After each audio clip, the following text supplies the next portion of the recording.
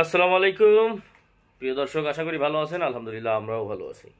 প্রিয় দর্শক, ঈদের পর থেকেই আরব আমিরাতে তুমুল ঝড় বৃষ্টিপাত এগুলোর কারণে চারিদিকে জলাবদ্ধতা।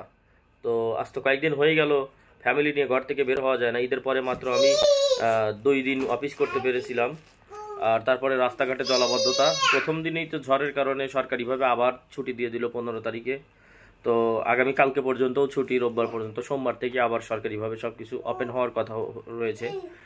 তো এর মধ্যে মাত্র একদিন অফিসে গিয়েছিলাম।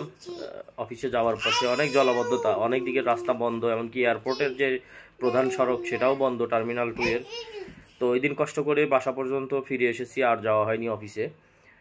ফ্যামিলি সেই ঈদের পর থেকেই মোটামুটি গৃহবন্দী। ঈদের পরে একবার ঈদেরই শুধু ঘর থেকে বের হওয়া হয়েছে, তারপরে আর বের হওয়া হয়নি। তো আজকে একটু সাহস করে ঘর থেকে বের হচ্ছি, দেখি বাচ্চা কাচ্চা নিয়ে একটু বাহিরের অবস্থাটা দেখে আসি কি অবস্থা। বাচ্চা কাচ্চা ঘরের মধ্যে থাকতে থাকতে মানে আমার নিজেরই কেমন যত বিরক্ত চলে এসেছে, আর ওরা তো ছোট মানুষ। তো এখন খুব উৎফুল্ল আমার বাচ্চা দুইটা, খুব আনন্দিত যে বাইরে যাচ্ছে। তো দেখি কি অবস্থা, যাই বাইরে। এসো বাইরে যাওয়ার জন্য। আচ্ছা, গুড। কি মা, তোমার চুলের এই অবস্থা কেন? যেমনটা চিন্তা ছিল ঠিক তেমনটাই কাজ। রেডি হয়ে ফ্যামিলি নিয়ে বের হলাম। ওই যে পিছনে আমার ছেলে উকিঝুঁকি মারতে পারি। আব্বু কই তুমি? তো গাড়িতে উঠলাম, গাড়ি স্টার্ট করলাম। আমার মেয়ে আছে, এই যে মেয়ে, wife, mummy, TT, tata tata tata. মেয়ে টাটা দেওয়া শিখে গেছে। তো আমরা যাচ্ছি একটু সিটি থেকে বাইরে, মাঝে মাঝেই সেখানে যাই, এর আগেও গেছি। তো ওইখানে যাওয়ার অর্থে এই যে আমি পুরো রাস্তাটা দেখতে চাচ্ছি, যে পুরো রাস্তা বা প্রকৃতি, আশপাশের হালচালটা কেমন। তো সুযোগ বুঝে অবশ্যই আপনাদেরকে কিছুটা দেখাবো ইনশাল্লাহ।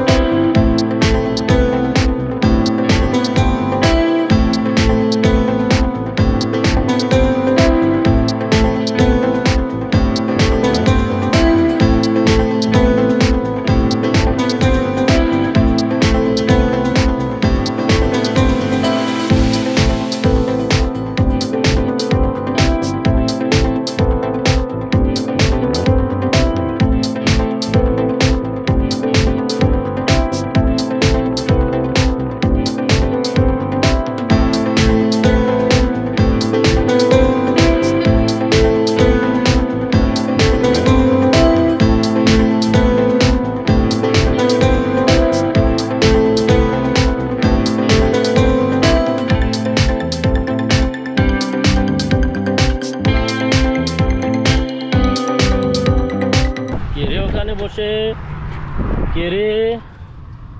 আমার মা নাকি? এই যে মা, নাও তোমার খেলার জিনিস, নাও। মাম্মি, পিউ পিউ পিউ, মিউ মিউ। যা ওদিক দিয়ে ওকে তুলো। অবশেষে আমাদের রেস্ট এরিয়াতে চলে এসেছি। মোটামুটি রাস্তাঘাটের যে অবস্থা দেখলাম, এখনও কিছু কিছু জায়গায় বিধ্বংসী অবস্থা। এখানে অনেক বাতাস, হয়তো সাউন্ডটা ক্লিয়ার আসবে না, একটু আড়ালে যাই। তো রাস্তার এখনও অনেক জায়গা এখনও জলাবদ্ধতা আছে, খুব বেশি একটা ভালো দেখলাম না। রাস্তার সিনারিও অনেকটা পরিবর্তন হয়ে গেছে, ঝড় তো আর কম হয় না, তো যাই হোক আমাদের জীবন এভাবেই চলবে। দেখেন বৃষ্টিতে মরুভূমির সব সবুজ হয়ে গেছে, পুরা মরুভূমি সবুজ হয়ে গেছে, ফুল মরুভূমি সবুজ হয়ে গেছে। হ্যাঁ কই হাঁস? আরে না, ওটা পলিথিন, প্লাস্টিক ব্যাগ। পুরা মরুভূমি সবুজ হয়ে গেছে, দেখছেন? এই যে এখানেও জলাবদ্ধতা আছে, ওখানে একটু জলাবদ্ধতা দেখতে পাচ্ছি আমার সামনেই। আমরা মূলত ভিতরে চলে এসেছি মেইন রাস্তা থেকে বাইরে। দেখুন পুরা ঘাসগুলো বড় বড় হয়ে গেছে। আমরা অলরেডি চলে এসেছি মেইন রাস্তা থেকে বাইরে চলে এসেছি।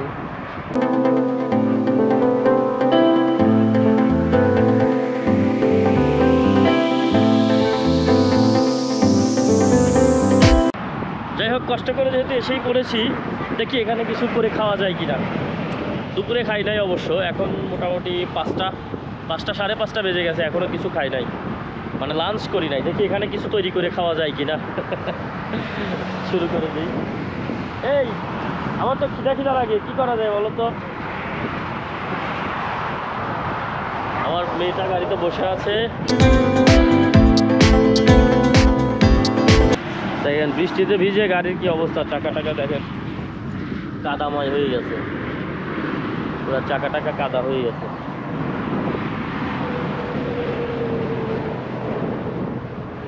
চাকা একদম কাদা হয়ে গেছে। ওই সামনে পানি, মানে পানি জমে আছে, পানি জলাবদ্ধতা, পানি এখনো হিউজ পরিমাণ পানি আছে। এই সাইডটা দিয়ে শুকাইছে একটু, আমি এইখান দিয়ে গাড়ি নিয়ে চলে আসছি। তবে এখানকার মাটির ভিতরে পাথর মিশ্রিত আছে, যার কারণে গাড়ির চাকাটা বসে যায় না। যদি বাংলাদেশের মতো নরম কাদামাটি হইতো অথবা একদম পিওর বালু হইতো, ধুলা, তাইলে আটকে যেত। কিন্তু মরুভূমির বালি তো অনেক মজবুত, আর এর মধ্যে দেখতে পাচ্ছেন পাথর মিশ্রিত, যার কারণে গাড়ির চাকা কখনো আটকাবে না।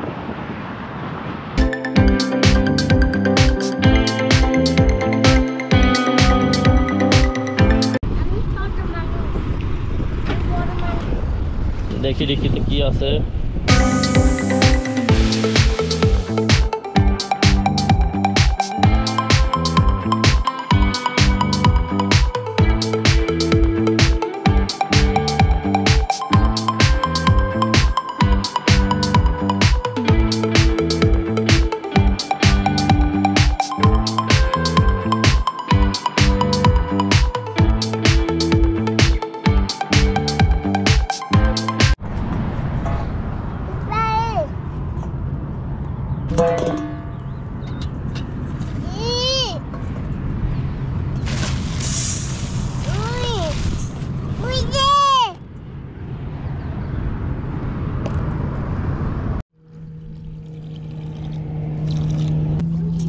কি হবে? খিচুড়ি?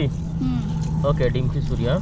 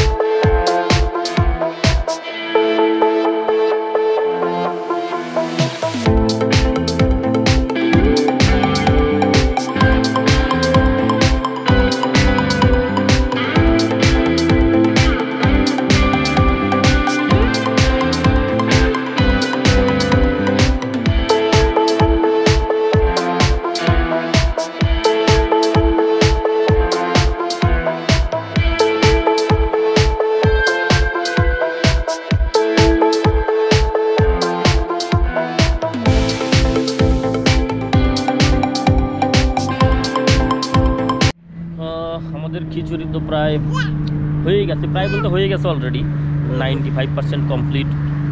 সন্ধ্যাও ঘনিয়ে আসতেছে, আস্তে আস্তে অন্ধকার হয়ে যাচ্ছে। জানি না আপনাদের সাথে আর ভিডিও করতে পারবো কিনা, চেষ্টা করবো মোবাইলের লাইট জ্বালিয়ে হলেও চেষ্টা করবো। এখন ডিম ভাজবো, খিচুড়ি তো আর শুধু শুধু খাওয়া যাবে না, একটু ডিম ভাজি করেই খাই।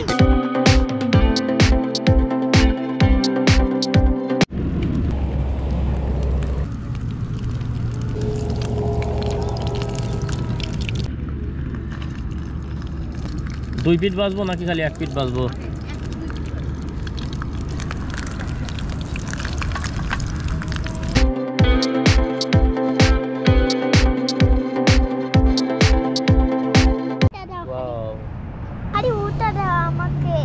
প্রিয় দর্শক, অলরেডি আমাদের ঘুরে বেড়ানো শেষ, খাওয়া দাওয়া শেষ। তো আসছিলাম, শুরুতেই বলেছি যে দম বন্ধ হয়ে আসছিল ঘরের মধ্যে। বাচ্চা কাচ্চাগুলো কেমন যেন একঘেয়ে হয়ে যাচ্ছিল ঘরের মধ্যে বন্দি থাকতে থাকতে, তাই একটু এই বাইরে নিয়ে আসলাম। এই তো বসলাম, হালকা পাতলা খিচুড়ি রান্না হলো, সেটা খেলাম। আলহামদুলিল্লাহ এখন খুব ভালো লাগতেছে, আমার নিজেরই ভালো লাগতেছে। তো বাচ্চা কাচ্চার মধ্যেও একটা রিফ্রেশমেন্ট কাজ করতেছে। আর দোয়া করবেন আমাদের জন্য। আসলে এ ধরনের দুর্যোগ, প্রাকৃতিক দুর্যোগ এই দেশের গভর্নমেন্টের কিন্তু মোকাবেলা করে অভ্যাস নেই।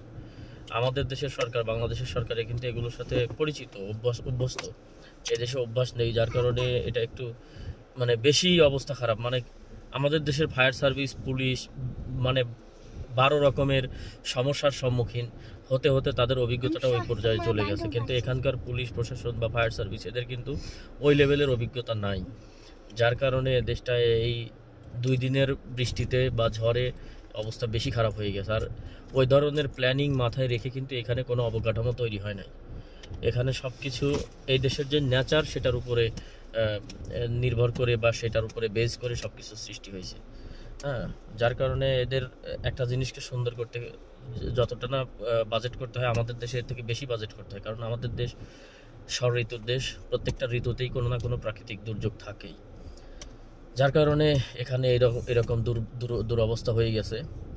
তো দেখলাম অনেকটাই এখানে রিকভারি হয়ে গেছে। হয়তো আমাদের দেশে যদি একটা মানে কি বলে বৈদ্যুতিক খুঁটি পড়ে যায়, সেটা সারতে লাগবে 2 মাস 3 মাস, এখানে লাগবে 2 থেকে 3 দিন।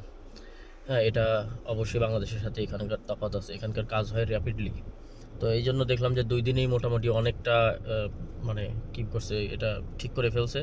শুধু যেখানে যেখানে পানি আছে এখনও প্রচুর পরিমাণে সেচ গাড়ির মাধ্যমে, যে এই যে পানির ওয়াটার ট্যাঙ্কের মাধ্যমে পানি চুষে নিয়ে অন্য জায়গায় ফেলে দেওয়া হচ্ছে।